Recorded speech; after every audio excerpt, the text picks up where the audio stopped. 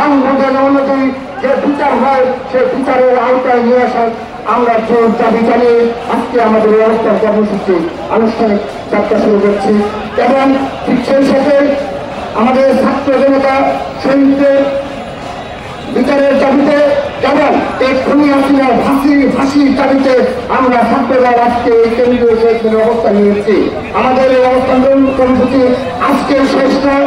আমরা আজকে সূচনা করলাম যতদিন পর্যন্ত এই ফ্যাসিস্ট হাসিনার প্রতিটি বিচার হত্যাকাণ্ডের বিচার সুনিশ্চিত না হবে এবং যতদিন প্রতিটি সাধারণ শিক্ষার্থীদের রক্তের বিনিময়ে অর্জিত স্বাধীনতা বাংলায় এই প্রতিটি শহীদ ছাত্র জনতার বিচার সুনিশ্চিত না হবে এবং যতদিন বিগত 15.5 বছর তথা এই ছাত্র জনতার আন্দোলনে আমাদের যে সকল ছাত্র নেতাকর্মী খুন হয়েছে প্রতিটি পুঙ্খানুপুঙ্খ সুষ্ঠু বিচার আমরা দেখাবো।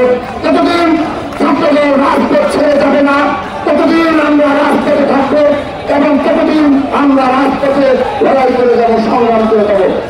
আমরা কিন্তু সরকারের প্রতি আমাদের আস্থা রয়েছে।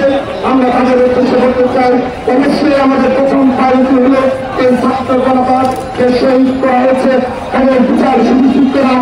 একইভাবে তাদেরকে আমরা বলছি এই সরকারের অধীনে যারা রয়েছে তাদের উদ্দেশ্যে বলছি বিগত 15.5 বছর যারা আমাদের প্রতিটি ফলে ছাত্রদের নেতাকর্মীদের বড় অত্যাচারের তৃণমূল চালিয়েছে, যারা ঢাকা বিশ্ববিদ্যালয় সহ বাংলাদেশের সকল শিক্ষা প্রতিষ্ঠান থেকে ছাত্রদেরকে বিচার অধিকার রেখেছিল। এর জন্য যে সকল কর্তৃপক্ষ সহ যে সকল শিক্ষকবৃন্দ এবং ছাত্রলীগের এবং প্রশাসনের যারা জড়িত ছিল তাদের বিচারের আওতায় নিয়ে আসতে হবে। এটি ছাত্রদের দাবি এবং আমরা সুনিশ্চিত করছি অবশ্যই ছাত্রদের প্রতিটি হত্যাকাণ্ড খুন অত্যাচার নির্যাতনের বিচার অবশ্যই করতে হবে। আমরা ছাত্রদের কমিটমেন্ট করতে যাচ্ছি আপনাদের নিকট। আমরা অন্যায় ভাবে কোন আগের মতো কোন মিথ্যা মামলায় কাউকে ঘুষিয়ে দেওয়া হোক, কোন মিথ্যা মামলায় আওয়ামী লীগ তাকে কাউকে গ্রেপ্তার করা হোক সেটি আমরা চাই না।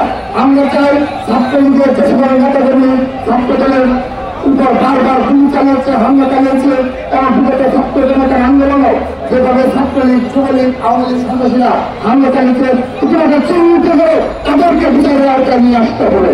একইভাবে যে সকল ছাত্র দলের নেতাকর্মীকে খুন করা হয়েছে তাদেরকেও চিহ্নিত করে তাদের যে বাংলাদেশের সংবিধান অনুযায়ী যে বিচার হয় সেই ধরনের বিচার এবং বাংলাদেশের যে আইন আদালত রয়েছে সেই অনুযায়ী যে বিচার হয় সেই বিচারের দাবি জানাচ্ছি।